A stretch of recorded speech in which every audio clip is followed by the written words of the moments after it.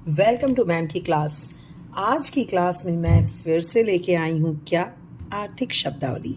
जी हाँ, आर्थिक शब्दावली यानी कि इकोनॉमिक्स यानी अर्थशास्त्र से रिलेटेड जितने शब्द होते हैं उन शब्दों का थोड़ा थोड़ा जत्था मैं लेके आऊँगी। ये सीरीज़ हालांकि मैंने स्टार्ट किया था बहुत पहले से ही, लेकिन ये थोड़ा ब्रेक लग गया इसमें, लेकिन फिर से मैं इसको स्टार्ट कर रही हूँ क्योंकि आपकी जो हैवी डिमांड है इसको लेकर के, उसको देखते हुए मैंने ये फिर से स्टार्ट किया है। देखो भाई, आर्थिक शब्दावली हम लोगों ने जैसे हिंदी इंग्लिश की डिक्शनरी देखी है, वैसे इकोनॉमिक्स की भी डिक्शनरी होती है, लेकिन यार वो इतनी बोरिंग होती है ना कि उसे अगर आप पढ़ते हो तो फिर वो कई चीज़ें ना माइंड में घुसती नहीं, हमारा एंटीना उसे कैच नहीं करता। तो कैच करने के लिए चाहिए क्या, कोई बताए उसी इजी वे में। तो फिर क्या है बात, मैं हूँ ना। तो स्टार्ट करते हैं आज की शब्दावली। कुछ शब्द लेके आई हूँ आज की वीडियो में, उसके बाद फिर आप जैसे डिमांड करोगे, मान लो कोई वर्ड नहीं आपको आ रहा है तो उसे भी मैं अपनी वीडियो में आगे इंक्लूड करूँगी। फिलहाल आज की बात करते हैं। सबसे पहला शब्द जो मैं लेके आई हूँ वो है उपभोग। उपभोग को इंग्लिश में कहते हैं कंजप्शन। ओके, उपभोग कंजप्शन, ये होता क्या है। देखो भाई, कोई एक मिस्टर हैं और उन्होंने क्या किया, गए कोई वस्तु लिया, मान लो उन्होंने मैंगो लिया, ठीक है, फ्रूट्स लिए, मैंगो लिया, बनाना लिया, ग्रेप्स लिया, या फिर कोई भी ऐसा आइटम लिया खाने का, या फिर कोई वस्तु ली जिसका वो यूज़ करेंगे। तो उन्होंने फ्रूट लिया और उन्होंने खा लिया। दूसरा, वो गए बैंक में उन्होंने पैसे निकाले, वहाँ रखा हुआ चेयर, वहाँ पे वो बैठे विराजमान हुए। समझ गए बात को। अब क्या है, एक वस्तु इन्होंने लिया और एक उन्होंने क्या लिया, सेवा लिया। यानी कि वस्तु और सेवा, इनका जब आवश्यकताओं की संतुष्ट वो आम खा के भी हुए और संतुष्ट वो हुए बैंक जाके अपने काम को करा के, या फिर वहाँ के सोफे पे बैठ के, वहाँ का पानी पी के, यानी वहाँ की सेवा लेके भी वो संतुष्ट हुए।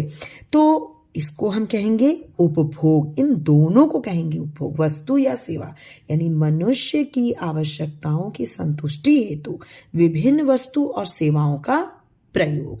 इन्होंने सेवा और वस्तु दोनों का क्या किया, प्रयोग किया। और क्यों किया, अपनी आवश्यकताओं की संतुष्टि के लिए। तो उपभोग क्या होता है, व्हाट इज कंजप्शन, मनुष्य की आवश्यकताओं की संतुष्टि हेतु विभिन्न वस्तुओं व सेवाओं का प्रयोग। ठीक। अब भैया, ये मिस्टर राम जो हैं, ये मान लो इनका नाम दे दिया हमने राम। अब मिस्टर राम ने कंजप्शन किया, तो जो व्यक्ति अपनी आवश्यकता की प्रत्यक्ष संतुष्टि के लिए किसी वस्तु या सेवा का उपभोग करता है उसे क्या कहते हैं, उपभोक्ता। तो ये दूसरा शब्द है हमारा, क्या है, उपभोक्ता। उपभोक्ता मीन्स कंज्यूमर। ये जो मिस्टर राम है, इन्होंने कंजप्शन किया, ये है कंज्यूमर। और इन्होंने किसका कंजप्शन किया, गुड्स एंड सर्विसेज का। ओके, तो ये दूसरा शब्द उपभोक्ता भी आ गया। अब तीसरा शब्द जो है हमारा वो है उत्पादन। उत्पादन को इंग्लिश में बोलते हैं प्रोडक्शन। ठीक, प्रोडक्शन क्या होता है भैया, उत्पादन ऐसे हम लोग जानते हैं, किसी फैक्ट्री में चले जाओ, वहां पे गुड्स बन रहे हैं, ठीक है, फैक्ट्री में कहीं भी आप चले जाओ, उत्पादन हो रहा है या तो गुड्स का या सर्विसेज का प्रोडक्शन होना। यानी इसको हम कह सकते हैं कच्चे या बिना उपयोग वाले अनुपयोगी माल को उपयोगी वस्तु, सामान और सेवाओं में परिवर्तित करना। कच्चे या अनुपयोगी माल को उपयोगी वस्तु या सेवाओं में परिवर्तित करना, दिस इज प्रोडक्शन, ये उत्पादन है। जैसे लकड़ी का हमने फर्नीचर बना लिया, आम का हमने जैम जेली बना ली, अचार बना लिया, मतलब कोई भी अनुपयोगी वस्तु है उसको या सेवा को परिवर्तित, सेवा का भी उत्पादन होता है, जैसे कि बैंक की सेवा, वकील की सेवा, इन सब का भी उत्पादन हो रहा है। तो भाई इसको हम प्रोडक्शन कहते हैं। ये तीसरा शब्द हुआ हमारा हुआ। चौथा जो शब्द है वो है सर्विसमैन, या फिर हिंदी में उसे कहते हैं सेवाधारी। सेवाधारी यानी सर्विस मैन, सर्विस मैन यानी जो सेवा करता हो, वो व्यक्ति जो दूसरे के लिए कार्य करता है और बदले में उसको क्या मिलता है, उसको बदले में जो मिलता है उसे हम कहते हैं पारिश्रमिक। पारिश्रमिक उसे उसके बदले जो सेवा वो देता है, सेवाधारी सर्विसमैन, उसके बदले जो उसे मिलता है उसे पारिश्रमिक कहते हैं। वो मजदूरी के रूप में मजदूर को मिलता है, या वेतन के रूप में एक मैनेजर को मिलेगा, या फिर और भी तरीके से सैलरी वगैरह, है ना। पारिश्रमिक यानी कि सेवा के बदले। तो सेवाधारी क्या है, जो अपनी सेवा किसी को देता है, बेचता है और उसके बदले पारिश्रमिक प्राप्त करता है। और इसी से बहुत करीब है सेवा प्रदाता। प्रदाता मतलब जो प्रदान करता है, इसको कहेंगे service provider. Service provider, provider यानी सेवा जो देता है। जैसे आपके घर में बताओ, कोई काम करने वाली होंगी, कुक होंगे, माली होंगे या ड्राइवर होंगे, तो वो क्या हैं, आपके सेवाधारी हैं और आप उनके सेवा प्रोवाइडर यानी सर्विस प्रोवाइडर हो, सेवा प्रदाता। तो आप वे व्यक्ति जो भुगतान लेकर अन्य व्यक्ति की सेवा करते हैं, प्रदान करते हैं, वो हैं सेवा प्रदाता। ठीक है, मतलब कि जो भुगतान लेकर सेवा प्रदान करते हैं उसे हम सेवा प्रदाता कहते हैं। जैसे कि डॉक्टर, वकील, बैंकर, ये सब क्या है, सेवा प्रदाता हैं। अब एक बहुत ही इंपॉर्टेंट शब्द आया है आर्थिक क्रियाएं, इकोनॉमिक एक्टिविटीज। और इस पे प्रश्न भी आते हैं भाई कि आर्थिक क्रियाएं क्या क्या हैं। मान लो 10 क्रियाएं दे देगा, बोलेगा इनमें से आर्थिक क्रियाएं कौन सी हैं। तो आर्थिक क्रियाएं, इकोनॉमिक एक्टिविटीज एग्जैक्टली होती क्या है, तो वे सभी क्रियाएं जो धन प्राप्त करने के लिए की जाती हैं। वे सभी क्रियाएं जो धन प्राप्त करने के लिए हों। धन प्राप्त करने का मतलब, मान लीजिए आपने वकील को, तो वकील अपनी कार्य को करेगा तो उसके बदले फीस लेगा। बैंकर अपनी वेतन लेता है, या फिर मजदूर अपनी मजदूरी लेता है, एक मैनेजर अपना वेतन लेता है। तो मतलब सभी लोग वेतन ले रहे हैं, तो वो सभी की जो क्रियाएं कर रहे हैं उसको हम आर्थिक क्रिया कहेंगे। अब आर्थिक क्रिया क्या है, धन के बदले की जाने वाली क्रिया है।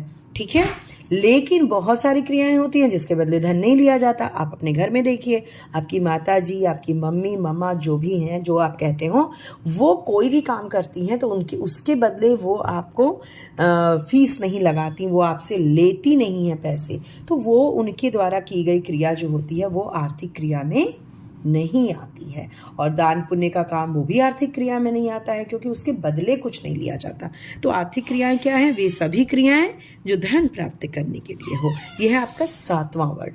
8वां वर्ड क्या है, आर्थिक समस्या। आर्थिक समस्या यानी इकोनॉमिक प्रॉब्लम।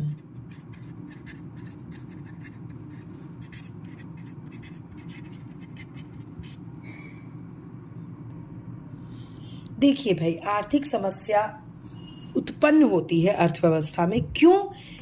असीमित आवश्यकताओं, एक मनुष्य की जो आवश्यकताएं हैं, मीन्स इच्छाएं जो हैं, वो तो भैया बहुत ज़्यादा होती हैं, उसके तो पंख लगे होते हैं। यानी कि मनुष्य की जो आवश्यकताएं हैं वो असीमित है। अगर अपने मन से पूछो कि आपको क्या चाहिए तो बहुत कुछ चाहिए। लेकिन हमारे पास जो साधन है, दैट्स मीन कि हमारे पास जेब में जो पैसा है, जो धन है, या फिर जो रिसोर्सेस हैं, जो संसाधन है, वो क्या है, सीमित हैं भाई, है ना। हमारा मन है हम हेलीकॉप्टर से उड़े, लेकिन हमारे पास एक पंचर साइकिल ही है। तो हमारे पास साधन क्या है, सीमित हो गए। तो असीमित आवश्यकता, सीमित साधन और उनके वैकल्पिक प्रयोग के कारण उत्पन्न चुनाव की समस्या। भाई ये जो चुनाव की समस्या है, यही है एग्जैक्टली आर्थिक समस्या।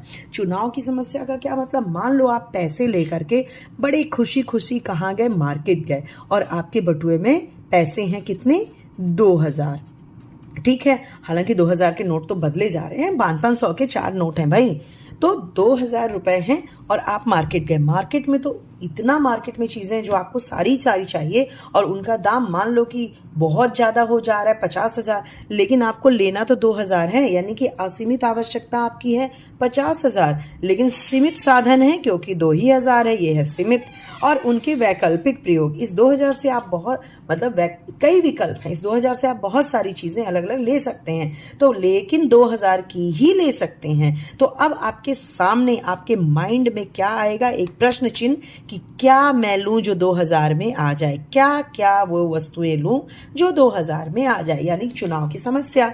आपके सामने जो एक क्वेश्चन मार्क है वो ये कहता है कि भैया चुनाव करो, ये सारी चीजें आप नहीं ले सकते क्योंकि साधन आपके पास सीमित हैं, 2,000 हैं। तो ये जो चुनाव की समस्या है ना, ये अभी एक इनको है, आपको है, लेकिन ये अर्थव्यवस्था की भी समस्या है, पूरे अर्थव्यवस्था, पूरे देश की, कि हमारे पास साधन तो सीमित हैं लेकिन आवश्यकताएं असीमित हैं। तो हम प्रायोरिटी का चुनाव, प्राथमिकताओं का चुनाव करते हैं, उनको तय करते हैं, उसके बाद एक एक करके पूरी करते हैं। तो चुनाव की जो समस्या है यही कहलाती है इकोनॉमिक प्रॉब्लम्स, आर्थिक समस्या। अब है एक वर्ड बचत, यानी कि सेविंग। सेविंग आय का वह भाग है जिसका उपभोग नहीं किया जाता। मान लीजिए कि मिस्टर राम जो हैं वो कमाते हैं 50,000 रुपये महीना, ठीक है। अब इसमें से उनका जो खर्च है वो 40,000 अलग अलग उपभोगों पे हो जाता है। 40,000 उन्होंने क्या किया, खर्च कर लिया, ठीक है, ये उनका खर्च है। लेकिन 10,000 उन्होंने बचा लिए, यानी कि सेविंग कर लिया। तो बचत क्या है, आय का वह भाग जिसका उपभोग नहीं किया जाता।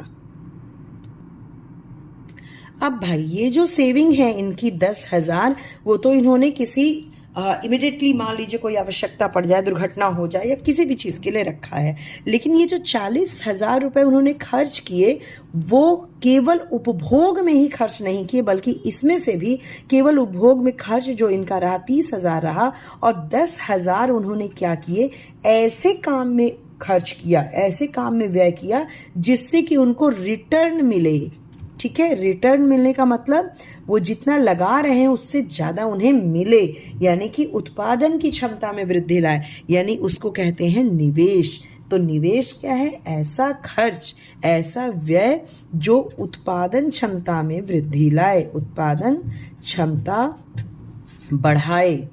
उत्पादन क्षमता बढ़ाने का क्या मतलब हुआ, मान लो कि आपने ये 10,000 रुपये, या ये रामलाल ने 10,000 रुपये को कहाँ लगा दिया, किसी ऐसे काम में लगा दिया, मान लीजिए एक छोटी सी शॉप में लगा दिया, या फिर उन्होंने कहीं इन्वेस्ट किया, कहीं उत्पादन में लगा दिया, कार्य में, या फिर उनके पास इसी तरह 10,000 के रुपए ज़्यादा इकट्ठा हो गए तो उन्होंने एक ऑटो निकाल लिया, ऑटो को चलवा दिया, उससे अर्निंग करने लगे, तो अपनी उत्पादन क्षमता में उन्होंने क्या की, बढ़ोतरी की। तो ऐसा व्यय, ऐसा खर्च जिससे कि उत्पादन क्षमता बढ़े, जिससे कि रिटर्न मिले, उसे कहते हैं निवेश। और ऐसा खर्च जो कि अपने प्रयोग के लिए हो उसको कहते हैं उपभोग, अभी अभी हमने पढ़ा। और ऐसा उन सब में से जो बचत होती है वो ये है, ठीक है, 10,000 इनका। तो आई होप कि ये तीनों जो इंटरलिंक हैं वर्ड, उपभोग, बचत, निवेश, ये आपको क्लियर आज समझ में आ गया होगा। अब है शब्द वितरण, डिस्ट्रीब्यूशन। यहाँ वस्तु उत्पादन का विभाजन तो लिखा है मैंने, वस्तु या उत्पादन का, लेकिन इसे समझिए आय का विभाजन, आय का जो वितरण होता है आय का, वो है मतलब, यानी एक फैक्ट्री में मान लो कि कोई चीज़ का उत्पादन हो रहा है, वो उत्पादन जब आया, बिक गया, वो आया उसका कि हाँ भैया आपने 10,000 लगाया और 10,000 का जो उत्पादन है वो 50,000 में बिका। तो जो ये लाभ हो रहा है या जो आमदनी हो रही है वो कई भागों में बांटी जाती है, इसको कहते हैं डिस्ट्रीब्यूशन। भागों में कैसे बांटी जाती है, उस फैक्ट्री में एक मैनेजर होगा जो सारे काम का मैनेजमेंट करता है, उस फैक्ट्री में एक मजदूर होगा जो कि मजदूरी का काम करता है, ढुलाई का, ये सारी चीज़ें करता है। उस फैक्ट्री के लिए किसी ने लोन दिया होगा, वो है पूंजीपति, ठीक है। उस फैक्ट्री का एक मालिक होगा जिसे कहते हैं साहसी, ठीक है। तो एक फैक्ट्री में इतने सारे लोग हैं, तो जो आमदनी आई वो इन सब में वितरित होगी, इसको कहते हैं वितरण। पूंजीपति को उसका ब्याज मिल जाएगा, मजदूर को उसका वेज यानी मजदूरी मिल जाएगी, मैनेजर को उसकी सैलरी मिल जाएगी, वेतन मिल जाएगा, और जो बच्चा साहसी को उसका प्रॉफिट मिल जाएगा। ठीक है, तो ये जो उत्पादन का ही वितरण है, उत्पादन के सेल से जो आया है उसका वितरण ही डिस्ट्रीब्यूशन कहलाता है अर्थशास्त्र में। अभी अभी हम लोगों ने पढ़ा आर्थिक क्रियाएं, इसी तरह गैर आर्थिक क्रियाएं भी होती हैं, नॉन इकोनॉमिक एक्टिविटीज। इसका मतलब है कि जिसका ये इन क्रियाओं का धन या संपत्ति से कोई संबंध नहीं होता, इनका उद्देश्य गैर मौद्रिक होता है। जैसे माँ अगर घर के लिए काम कर रही है, अपने संतान की सेवा कर रही है या फिर उसकी देख रेख कर रही है, घर की देख रेख कर रही है, तो उसका गैर मौद्रिक है। या फिर हम कहीं जाके लंगर में या फिर किसी मंदिर में सेवा दे रहे हैं तो हम उसके बदले पैसा नहीं चाह रहे हैं, तो ये गैर मौद्रिक है। तो ये गैर आर्थिक क्रियाएं कहलाती हैं, जहां पे हम सेवा भाव से काम करते हैं। ठीक है, तो गैर आर्थिक क्रियाएं क्या हैं? जिनका उद्देश्य गैर मौद्रिक होता है, इनका कोई संबंध धन या संपत्ति से नहीं होता है। तो ये 12वां शब्द था। और 13वां है हमारा विक्रेता। बहुत बेसिक वर्ड है, इसको बहुत ही अच्छे से आप समझ लीजिए। सेलर, विक्रेता। विक्रेता कौन होता है? जो वस्तु को स्वयं की लाभ के लिए दूसरों को बेचता है, यानी कि जो बेचता है वो होता है सेलर, विक्रेता। और इसी का जो उल्टा होता है वो क्या होता है? क्रेता, जो खरीदता है। ठीक, स्वयं के उपभोग के लिए खरीदता है या कोई भी उपयोग के लिए खरीदता है, वो है क्रेता।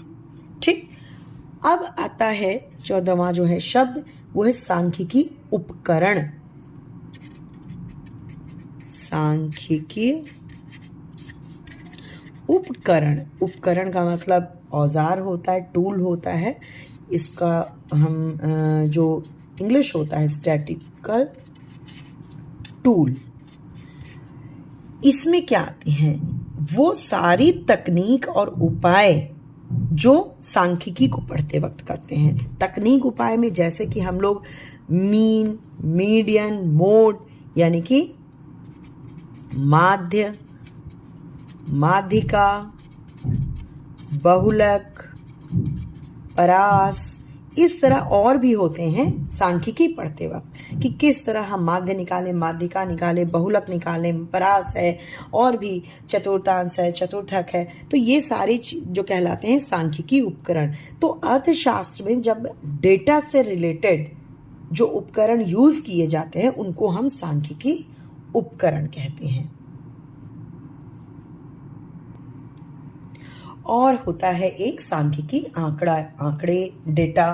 तो डेटा का क्या मतलब है? सीधे सीधे नंबर से, अंक के रूप में, आंकड़ों के रूप में जो मिलता है। जैसे मैंने कहा कि देश की जनसंख्या बहुत ज़्यादा है, पिछले 10 साल में बहुत ज़्यादा बढ़ गई, तो भाई कितनी बढ़ी, तो वो एक आंकड़ा उपलब्ध कराता है। या फिर मैं कहूँ कि मेरी सैलरी पिछले महीने से इस महीने बढ़ गई, तो कितनी बढ़ी? तो मान लीजिए कि 50,000 से 60,000 अगर हुई, तो ये हम कहेंगे ये आंकड़े हैं जो एग्जैक्ट ये बताते हैं कि कितना बढ़ा या घटा, या किसी भी एक फैक्ट को, एक तथ्य को नंबर्स के रूप में, आंकड़ों के रूप में जो हमें एग्जैक्ट उसका माप बताए, वो है सांख्यिकी आंकड़े। सांख्यिकी आंकड़े भी 2 टाइप के होते हैं, एक होता है मात्रात्मक और एक होता है गुणात्मक। गुणात्मक में भाई हमने कहा कि इस एरिया में महिला और पुरुष रहते हैं। ठीक है, तो महिला कितनी, पुरुष कितने? ठीक है, तो महिला मान लीजिए कि इस एरिया में 500 हैं और पुरुष जो है वो 300 हैं। मात्रात्मक आंकड़े का मतलब होता है कितने।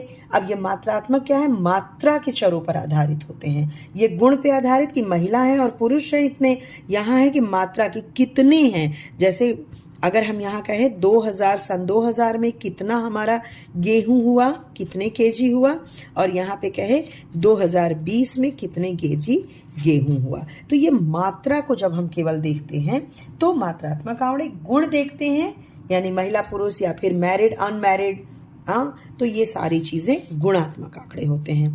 तो आई होप आज के लिए बस 15 ही रखती हूँ। आई होप कि आप लोग को ये 15 वर्ड जो हैं इकोनॉमिक्स के वो समझ में आए होंगे। फिर भी कोई क्वेरीज हो, कोई भी डाउट हो तो आप कमेंट बॉक्स में कमेंट करना।